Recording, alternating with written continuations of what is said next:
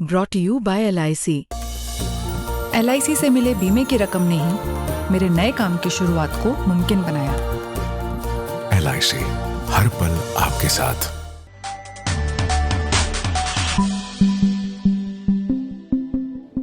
नमस्कार, मैं हूं मिलिंद खांडेकर और आप देख रहे हैं हिसाब किताब करेंगे आज केंद्रीय बजट का। वित्त मंत्री निर्मला सीतारमण ने आज केंद्रीय बजट पेश किया, लेकिन बजट के बाद शेयर बाजार में 10 लाख करोड़ रुपए का करीब नुकसान हो गया और इस नुकसान की एकमात्र वजह यह रही STT मतलब सिक्योरिटी ट्रांजैक्शन टैक्स। तो सिक्योरिटी ट्रांजैक्शन टैक्स जो बढ़ाया गया है वो FNO यानी फ्यूचर एंड ऑप्शंस के लिए बढ़ाया गया है। फ्यूचर सेगमेंट्स के लिए जो टैक्स है उसमें 150% तक की बढ़ोतरी की गई है, जबकि ऑप्शंस में 50% तक की। कैश सेगमेंट में जो STT है उसमें कोई बदलाव नहीं किया गया है, लेकिन FNO में जो बदलाव है वो ट्रिगर बना बाजार में, जो आज गिरावट देखने मिली बजट पेश होने के बाद। कहाँ तो निवेशकों को ये उम्मीद थी कि बजट में अच्छी खबर मिलेगी, बजट के बाद बाजार ऊपर चढ़ेगा, लेकिन एकदम उल्टा हो गया। तो पहले समझ लेते हैं कि STT है क्या आखिर। देखिए, जैसा कि आप जानते हैं STT यानी सिक्योरिटी ट्रांजैक्शन टैक्स सन 2000 में UPA सरकार ने इसको लाया था। इसको एक तरह का टोल टैक्स समझिए। जब आप हाईवे पर गाड़ी लेकर जाते हैं तो जब आप एंट्री कर रहे हैं हाईवे पर तब भी टोल टैक्स देते हैं, जब एग्जिट कर रहे हैं तब भी आप टोल टैक्स दे रहे हैं। तो शेयर बाजार में अगर आप खरीदी करें या बेचें, दोनों ही स्थिति में आपको STT देना पड़ता है, खरीदने पर भी और बेचने पर भी। जब UPA सरकार ने ये टैक्स लाया था तो उन्होंने एक राहत दी थी। उन्होंने कहा था कि हम long term capital gains tax नहीं लगाएंगे शेयर बाजार पर, मतलब आपको मुनाफा हो रहा है, नुकसान हो रहा है, हमें कोई मतलब नहीं, आप जो ट्रांजैक्शन कर रहे हैं उस पर आप टैक्स दे दीजिए। तो उस समय बाजार में थोड़ी उथल पुथल मची थी, लेकिन बाद में बाजार ने इसको स्वीकार कर लिया कि चलो सरकार ये तो नहीं पूछ रही कि मुझे कितना मुनाफा हो रहा है उस पर टैक्स देना है, मुझे सिर्फ सिक्योरिटी ट्रांजैक्शन जब मैं करूंगा उस पर टैक्स देना है। तो बाजार ने इसको मान लिया था, अपने बिजनेस एज यूजुअल में उन्होंने अपना हिसाब में इसको जोड़ लिया था। लेकिन 14 साल बाद 2018 में NDA ने जो परिपाटी थी उसको बदल दिया।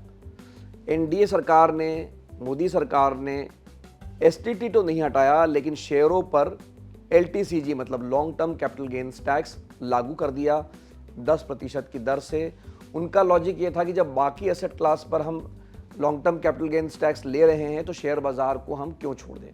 तब ये कहा गया कि भाई STT को लेकर बाजार अब मैच्योर मार्केट हो चुका है, इसलिए ये लगाना ठीक रहे।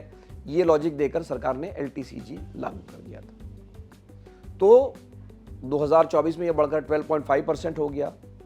बाजार को इस बार ये उम्मीद थी, खास करके जो फॉरेन इन्वेस्टर है, जैसा कि आप जानते हैं कि पिछले साल भर में करीब 2 लाख करोड़ रुपए की बिकवाली कर चुके हैं, और फॉरेन इन्वेस्टर इस बात से बड़े नाराज़ है कि उनको ये जो LTCG देना पड़ता है, उनको STT देना पड़ता है और रुपया अलग से गिर रहा है। तो जब वो शेयर बाज़ार में से निकल रहे हैं तो उनका मुनाफा कम हो जाता है।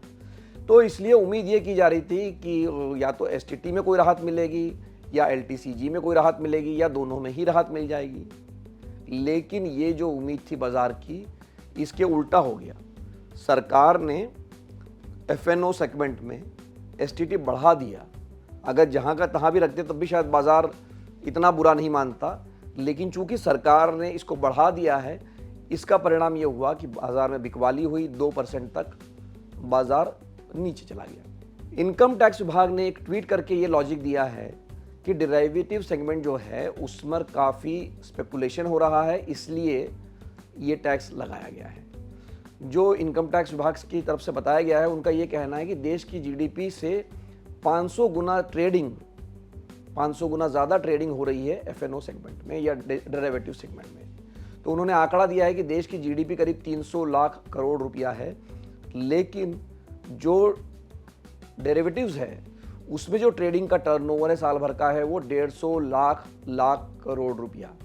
जी हाँ, मैं आंकड़ा दोबारा बता रहा हूँ, जो इनकम टैक्स ने बताया है 150 लाख करोड़ रुपया इतना टर्नओवर हो रहा है, और इसकी रोकथाम के लिए कहीं ना कहीं ये STT बढ़ा दिया गया है।